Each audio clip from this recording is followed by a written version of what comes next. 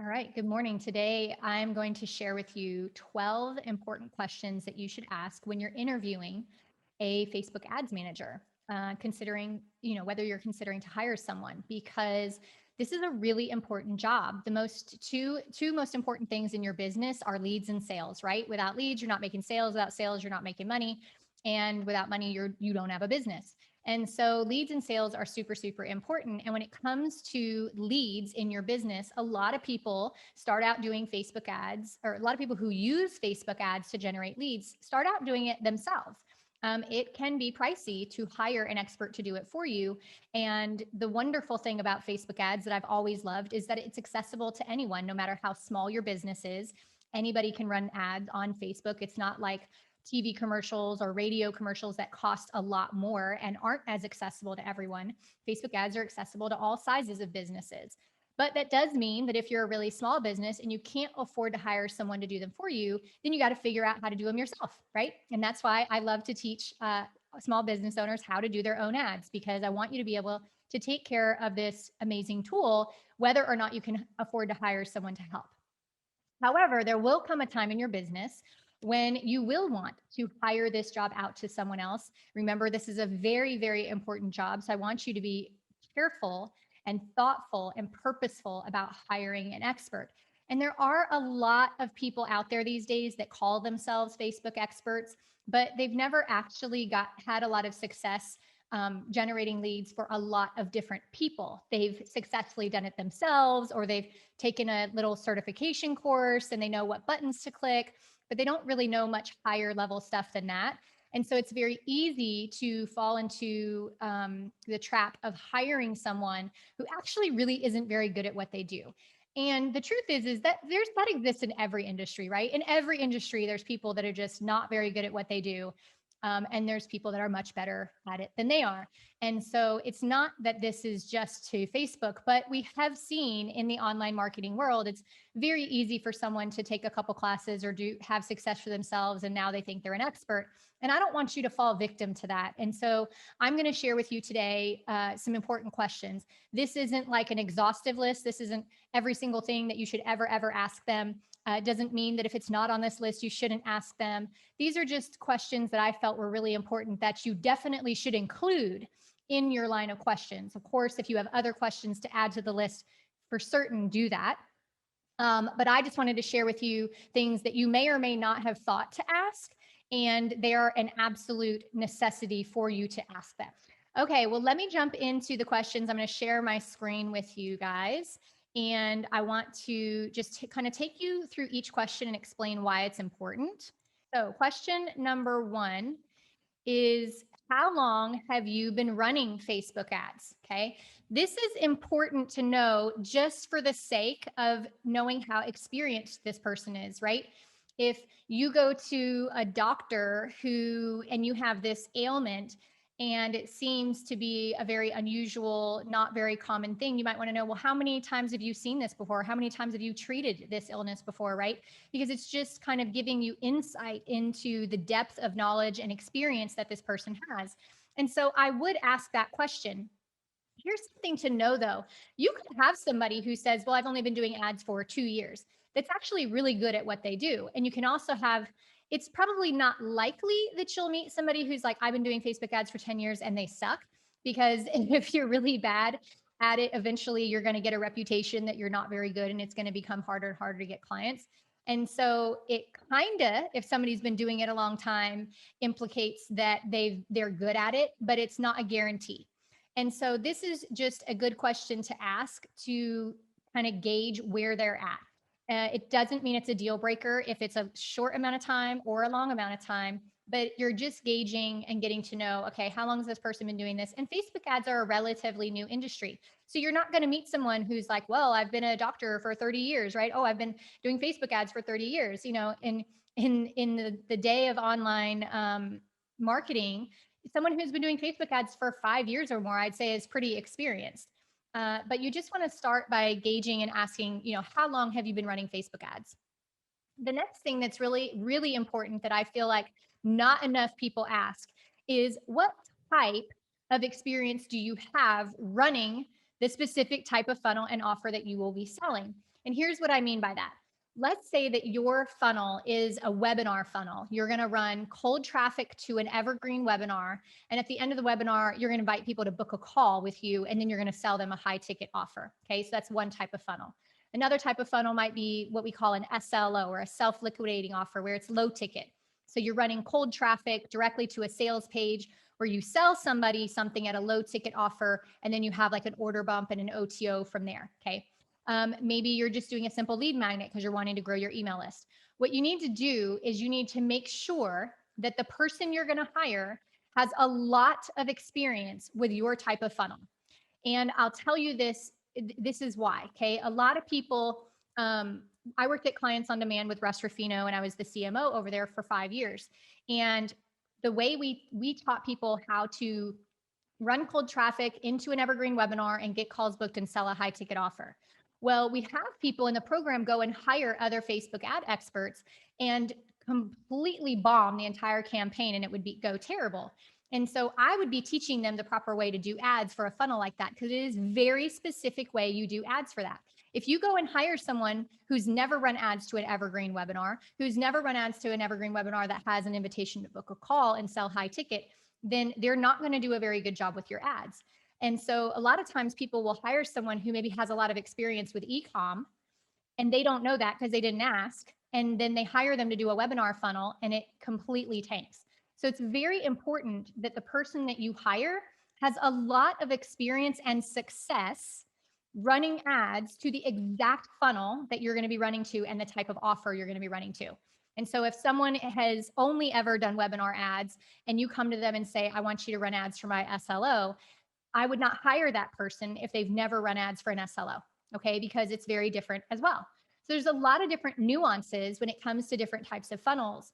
And there's different placements, different settings, different audiences you should target, different things you should say in your ads. It's all different depending on the type of funnel that you're running. And so make sure that this person you're hiring has a lot of experience with the type of funnel you're going to be running. And so that brings me to the next one of your audience. Same thing. Make sure that they have a lot of experience running ads to who your audience is. They know what are the typical benchmarks for your audience. They know how to reach them. They would know the proper targeting for them. I've had one time I was working at a client working with a YouTube company for YouTube ads. And it was for a webinar for coaches, and they were getting terrible results. And I went and met with their YouTube person. They asked me, hey, could you meet with them to try to help them get on the same page, get the same results we're getting from Facebook? And when I started talking to them, they were like, yeah, we usually do e-com, and we do ads to products that like anybody would buy. And so we don't really know how to target the coaching audience, or, really how to run ads for a webinar. And I'm thinking like, well, that's not good, because that's what we're doing. And so it seems like this no-brainer question, but I can't tell you how many times people do not ask this question. If someone is like, oh yeah, I typically only work with dentists. Well, and if you're not a dentist, don't hire them. If they say, well, I do a lot of e-com, but you're not doing e-com, don't hire them. Okay, this is really important. The next thing is you want to ask them is, do they write the copy and design the creatives, or do I need to provide that? So do you write the copy and design creatives, or do I need to provide that? That's the question you're going to ask them. And the reason that's important to know is because if you don't like to write copy and you don't want to design your own images, then you want to make sure that the company you're hiring is going to do that for you, that it's an included service. And a lot of them, it's not included. Okay. So this is very important to ask. Now, I have clients who come to me and they're like, I have a copywriting team. I have a graphic design team. We're going to provide you the copy. We just want your input on it. Okay. Or we're going to provide the images. We just want your feedback on it. And that's fine. Right. And so if you are someone who has a copy team and you have a design team and you're just wanting their feedback, again, you need to make sure that they're willing to do that. They might say, no, we're just going to take whatever you give us and use it. So make sure it's a good fit for what you want. Do you want them to write copy and do design? If you do, don't hire someone who doesn't provide it. Do you want someone who's going to give you their input and feedback? If not, then don't hire them. Just make sure that they can provide and meet the expectation and the need that you have. What type of tracking do you provide? What do you track? And do you diagnose the funnel? This is really, really these are all important. I'm going to sound like a broken record here because I'm going to keep telling you these are all important. Um, the biggest, a big problem that I see with the average Facebook ad manager is that they know how to track the numbers on the front. They know like cost per click and CTR and things like that.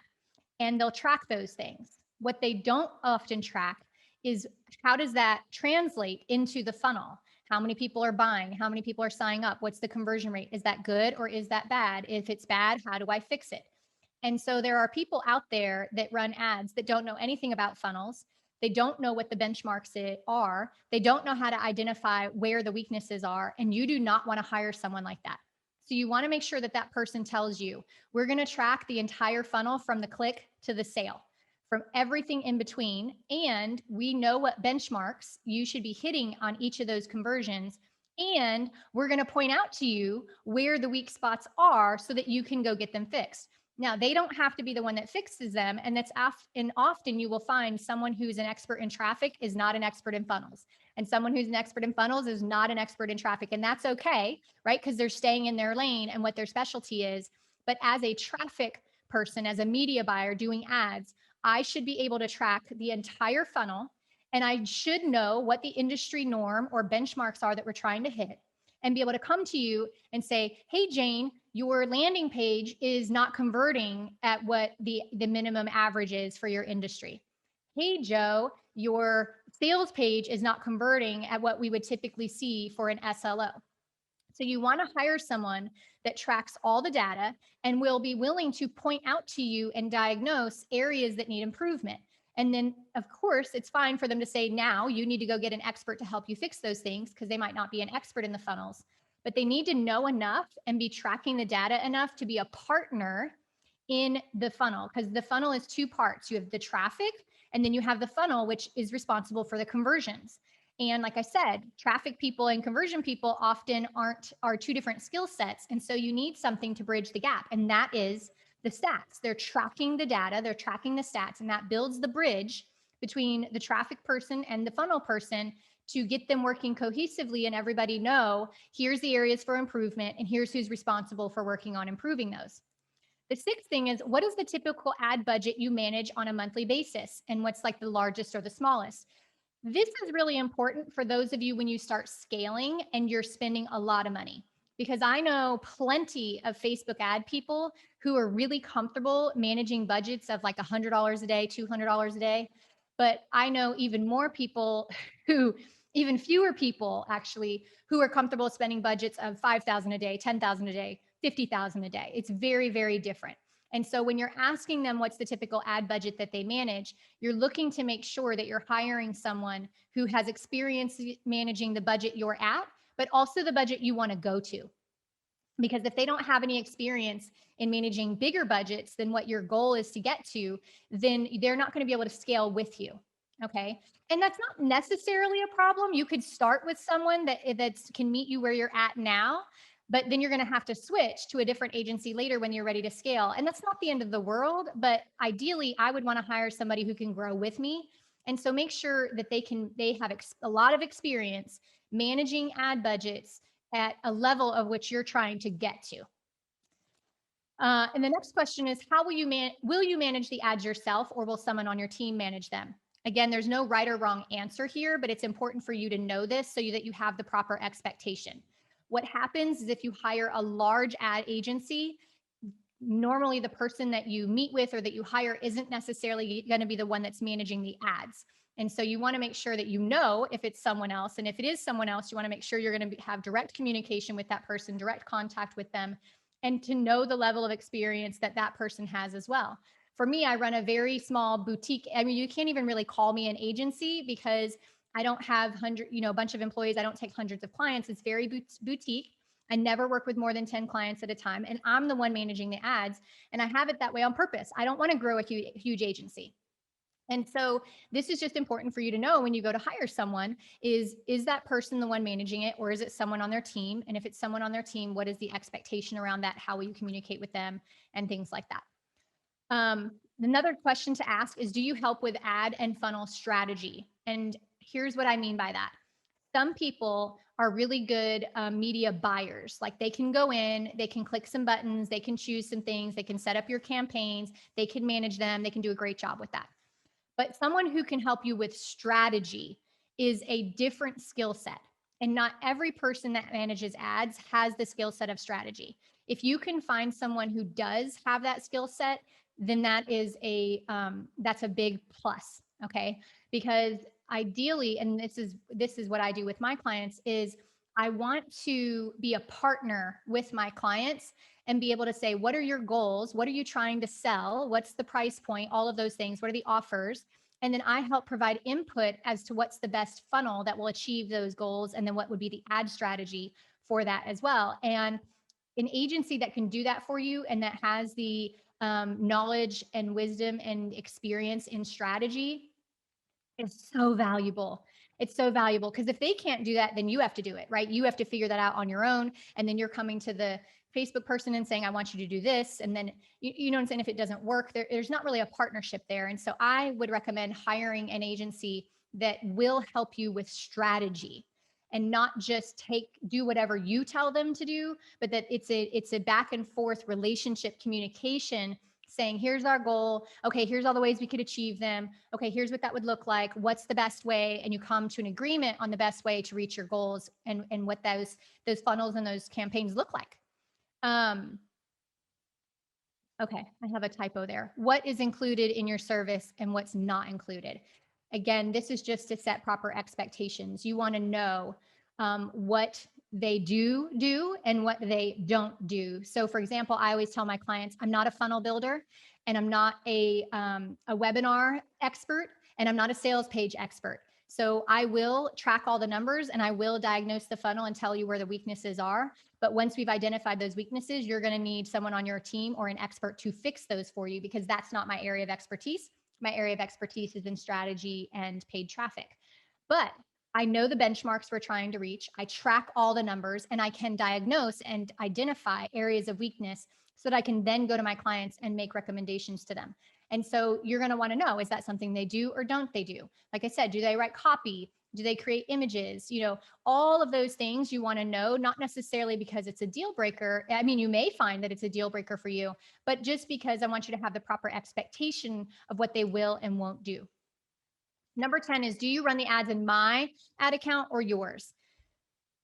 There are differing opinions on this, okay? There are some ad people out there who say, I'm going to create an ad account. I own the ad account and I'm going to run your ads for you. And then there are others who run the ads in your ad account. I personally would never run the ads in an ad account that I own for one of my clients, because that means that if they ever stop working with me, they lose everything that we've done because I own it. It's in my ad account and they lose they lose the pixel, they lose everything. And I just don't feel like that is actually serving the client. It's not looking out for them, it's looking out for me. And so I recommend you hire an agency that will run the ads in your account. That way it's your pixel that they're using, you own it. That way those ads are in your ad account, that if for some reason you ever decided you didn't want to work with that agency anymore, you still have all of the ads and everything is in there because it was your money that you spent to run those ads. And in my opinion, you own those assets. Anyone who says we're going to run this in our own ad account, you have no transparency. You can't see what they're doing. You can't see if they're doing a good job, the work that they're doing. There's no checks and balances there. You're at the mercy of them. And if you let them go, you lose everything. And so I will never, ever hire someone who says they're going to use their account, because then the minute I'm unhappy with their service, I lose everything. So make sure they're going to run the ads in your ad account and that you will get to keep all of the assets that are in your ad account if you should ever part ways. All right. Number 11, what are the terms of the contract and how many months are you required to commit to? Most good ads people are going to tell you that they want at least a 3-month commitment. And if you're not willing to commit to 3 months, don't hire an agency, because it takes a lot of work to set up a new client, get everything going. We need some testing, some optimization. We need to have time to get things to work. Now, it doesn't mean that it'll take 3 months to get results, but it means that you're committing to at least 3 months to allow that company to have time to do all the things that need to be done to get you the best results possible. Again, it doesn't mean it will take 3 months to get results. It shouldn't. but you're committed to, I'm going to work with this company for this amount of time. It takes a lot of work to set up a new client, onboard a new client, and set up their ads. And so you should expect that they're going to require a 3-month commitment or more. If they require much more than a 3-month commitment, and they won't let you out of the contract sooner than that, I would probably think twice about hiring them, because if they say you have to stay for 6 months or you have to stay for 12 months or there's a penalty to cancel, I wouldn't hire them. I don't want you to be locked into a long-term contract where you're not getting the results that you want and you have to pay to get out of that situation. Again, that's just not serving the client well. So don't be surprised if they require a 3-month commitment, but don't commit to someone who's requiring a lot longer than that. Because if it's not working out or you're unhappy and you're stuck, that is not a good position to be in. Again, generating leads in your business is in the top 2 most important things in your entire company. And you need to be able to have the flexibility to go somewhere else if you're not getting good results. So don't hire anyone unless you're willing to commit to at least 3 months, but also don't hire them if they're going to force you into a contract, say for 6 or 12 months where you can't get out of it without some kind of penalty. And then the last one is, how will we communicate and how often? This is, again, just to set proper expectations and make sure that it meets what you're looking for. If you want to meet with them in person once or online once a week, you need to make that known to them and see if they will agree to that. A lot of them will not. Some will. Or if you're like, I would like to get a weekly report, and they're like, well, we just do a monthly report, then you need to decide, does that work for you? So none of those things are deal breakers, whether it's a once a month report or we just meet as needed. Like, none of those are deal breakers. We just need to make sure that you have the proper expectation and everybody's on the same page and you know how to communicate with them. Again, do they use Voxer? Is it email? Is it Slack?